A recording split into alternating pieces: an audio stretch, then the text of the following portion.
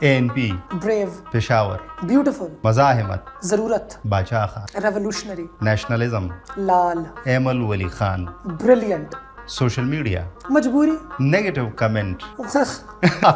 یہ میرا فکر ہے.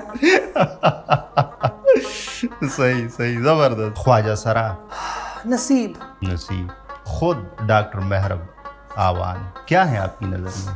مسافر. ANP کیوں انتخاب اس کا کیوں کیا آپ نے؟ شاید ایک عاشق کے طور پہ میرا رویہ ہی کچھ اس قسم کا رہ چکا ہے کہ مجھے زیر تاب محبوب زیادہ پسند آتا ہے بنسبت اس کے جو کہ نواب ہو, جس کے ساتھ وہ ٹھاٹھ موجود ہو. تو میں یہ سمجھتی ہوں کہ ANP کے ساتھ ہونا اس لیے مناسب ہے کیونکہ ششکا نہیں ہے, برانڈنگ نہیں ہے. جو چیزیں پارٹی کے بارے میں کہی جاتی ہیں کہ بری ہیں, میں تو وہ اپرچونٹی کے طور پہ کہوں کہ وہ سب کچھ نہیں ہے. اس کے باوجود فلسفہ موجود ہے, گورننس کی تاریخ موجود ہے, ڈیلیور کر کے دکھایا ہے, اس کے نتائج آپ کے پاس موجود ہیں. بس بیچا نہیں ہے, بیوپاری نہیں بنے, بازار نہیں گرم کیا, تماشا نہیں لگایا, رقص کے ذریعے, نعروں کے ذریعے, گانوں کے ذریعے, ایک محفل, الزامات کے ذریعے ایک محفل ہم لوگوں نے نہیں سجائی. یہ سارا کچھ کیے بغیر ہمارے پاس چیز موجود ہے. تو میرے تو خیال سے یہ ایک بہت ایک مثبت بات ہے. اس کا مطلب ہے کہ کیریکٹر تو پھر یہاں پر ہی ہے. اب یہاں پہ اگر آ کے ان کے ساتھ ہو کے, اور میں بچپن سے اسٹوڈنٹ پالیٹکس کا حصہ تھی, میں تب سے ANP کو دیکھ رہی ہوں, تب سے میری باچا خانی فلسفے کے ساتھ, باچا خان ویلفیئر سوسائٹی کے ساتھ, پشتون اسٹوڈنٹس فیڈریشن کے ساتھ ایک اچھا رشتہ رہ چکا ہے. ہم نے بہت الائنس کے اندر کام کیا ہے. تو تب سے مجھے اس بات کا بھی اندازہ ہے کہ ANP ایک آئسولیشنسٹ جماعت نہیں ہے, اکیلی اپنی پرواز نہیں بڑھتی, اپنی ایک 1.5 اینٹ کی مسجد بنا کے نہیں بیٹھی ہوئی.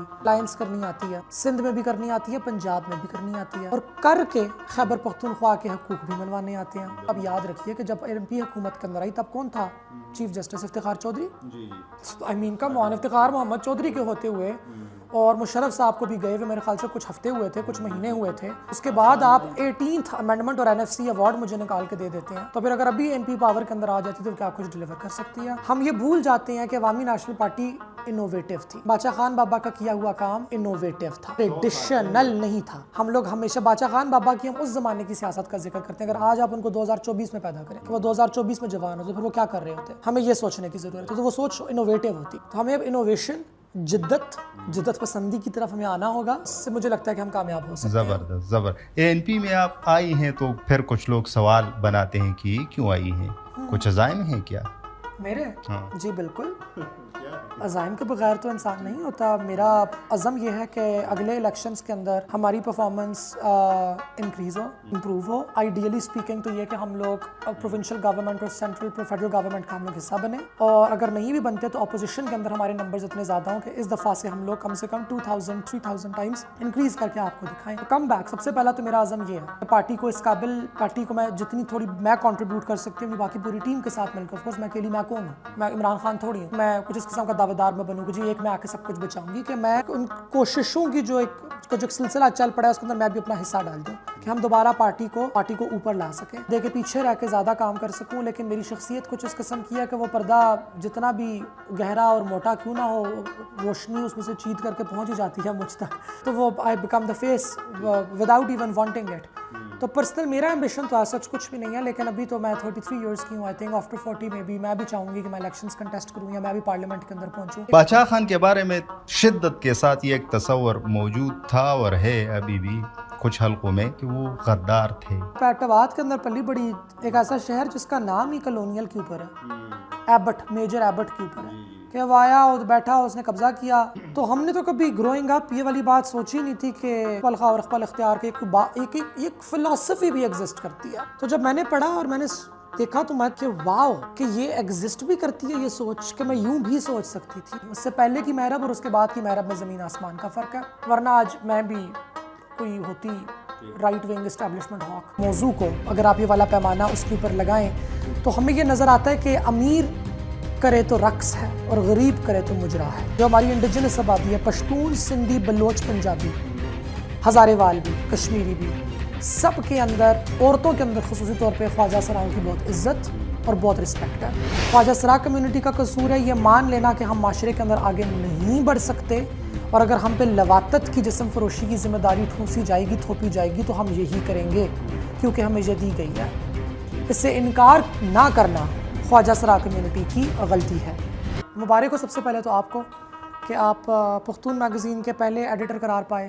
جن کی زیر صدارت خاتون میگزین کا ڈیجیٹل ایڈیشن اب آپ عوام کے لیے رونما کر رہے ہیں اس پلیٹ فارم کے ذریعے. تو کنگریچولیشنز ٹو یو. یہ دنیا کی پہلی خواجہ سرا ہے جو آفیشلی ایک بہت بڑی سیاسی جماعت کی مرکزی سیکٹری برائے حقوق خواجہ سرا بن گئی ہے. ایبٹ آباد کی میری پیدائش ہے. ہم ٹوٹل میں 6 بہنیں ہیں اور ہم تقریباً تمام ہی ڈاکٹرز ہیں. میرے والد صاحب بھی ڈاکٹر ہیں اور والدہ میری ڈومیسٹک انجینئر ہیں. یہ ٹرم اس لیے استعمال کرتی ہوں کیونکہ مجھے ہاؤس وائف کی ٹرم سے تھوڑا سا اعتراض ہے. تو مجھے لگتا ہے خواتین خانہ جو ہوتی ہیں وہ گھر کے بیشتر امور سنبھال رہی ہوتی ہیں, وہ انجینئرنگ کی ایک قسم ہو گئی. اگر آپ پاکستان کی تمام عوام کا قد ناپ لیں اور آپ اس کو ایک گراف کے اوپر پلاٹ کریں کہ کتنے افراد کا قد 5 فٹ ہے, کتنے کا 5 فٹ 1, 5 فٹ 2, 5 فٹ 3, آپ یوں چلتے جائیں تو وہ جو شیپ بنے گی نا گراف کی وہ کچھ یوں ہوگی کہ سب سے چھوٹے قد کے لوگ کم ہوں گے, سب سے لمبے قد کے لوگ کم ہوں گے اور درمیانے قد کے بہت ڈھیر سارے ہمارے پاس لوگ ہوں گے. یہ فلسفہ یہ کہتا ہے کہ 95% افراد درمیان میں ہوتے ہیں, 2.5% ادھر اور 2.5% ادھر, اور یہ جو 95% درمیان والی اس کو نارمل کہا جاتا ہے. یہ جو کرو کی شیپ بنتی ہے اس کو بیل کرو یا نارمل سی کرو یا نارمل کرو کہا جاتا ہے. یہ ایک ریاضی کا, یہ ایک شماریات کا فلسفہ تھا کہ وہ تمام افراد جو کہ ہمیں خود سے ہٹ کے لگتے ہیں یا معاشرے میں ان کی جگہ نہیں ہوتی یا معاشرے میں ان کی جگہ بنائی نہیں ہوتی, جگہ تو ان کی ہے تبھی وہ اس دنیا کے اندر پیدا ہوئے ہیں لیکن ان کی جگہ بنائی نہیں گئی ہوئی, تو وہ افراد ایب نارمل ڈکلیئر ہو جاتے ہیں. مثال کے طور پہ ایک ایسا انسان جو کہ سیڑھیاں نہیں چڑھ سکتا کیونکہ اس کی ٹانگیں نہیں ہیں, وہ فرد ایب نارمل نہیں ہے. آپ کی سیڑھیاں ایب نارمل ہیں کیونکہ رستہ آپ نے بنایا ہے اور وہ رستہ اس قابل نہیں تھا کہ اس کے اوپر ہر انسان سفر کر سکے.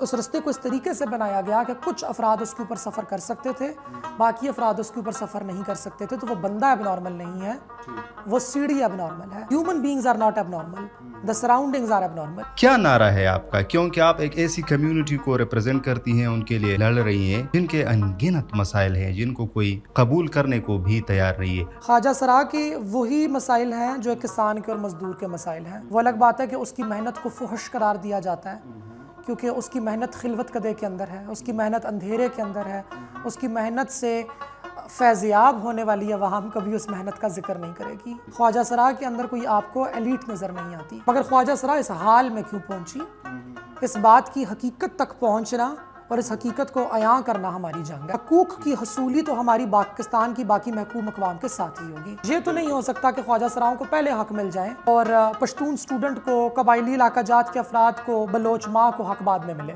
ایسے تو نہیں ہوگا. جب ریاست کیونکہ برا سلوک کرتی ہے تو وہ تمام محکوم اقوام کے ساتھ برابری کے ساتھ برا سلوک کرتی ہے, جو اس کے دھارے کے اندر, جو اس کے اسٹیٹس کو کے اندر نہیں آتے. خواجہ سرا اس جگہ کیوں پہنچی؟ جس طرح مغلیہ سلطنت کے درباروں کا حصہ تھی, تالپوروں کے درباروں کا حصہ تھی, دورانیوں کے درباروں کا حصہ تھی, لودھیوں کے درباروں کا حصہ تھی, وہ ختم ہوئے, برطانوی سامراج آیا تو خواجہ سرا بھی سائیڈ پہ لگ گئے. پاکستان تو خیر 1947 میں بنا لیکن برطانوی سامراج نے برصغیر پاک و ہند کے افراد کو خواجہ سراؤں سے نفرت کرنا سکھائی, ان کا استحصال کیا, ان کو علاقہ در سے دربدر کیا, ان کو اس حال میں پہنچایا. مگر اب برطانوی سامراج نہیں ہے, اب اسلامی جمہوریہ پاکستان ہے.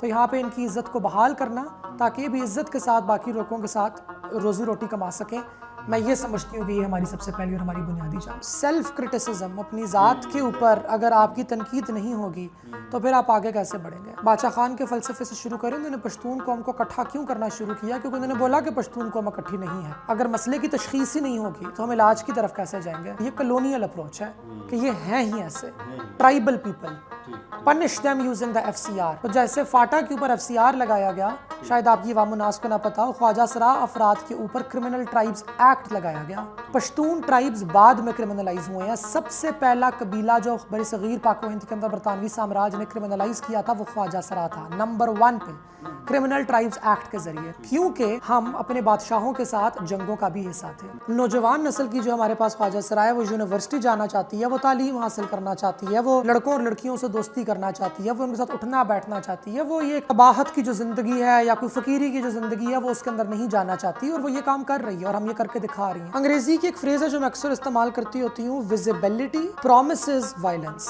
ویزیبلٹی ہوگی اور انکریز ہوگی تو وائلنس بھی انکریز ہوگا اور ایکسیپٹنس بھی بھی انکریز ہوگی. خواجہ سراؤں کو حقوق ملنا شروع ہوئے تو سب سے زیادہ نقادی آوازیں بھی خواتین نے ہی بلند کی, جس میں ماریا بی نامی ایک پنجاب کی خاتون ہے, فیشن ڈیزائنر ہے, ایلیٹ خاتون ہے, مگر وہاں سے ہمارے پاس آئی کیونکہ جب آپ کو اپنے سے بھی نیچے کوئی مل گیا تو آپ نے اس کو روندنا شروع کر دیا.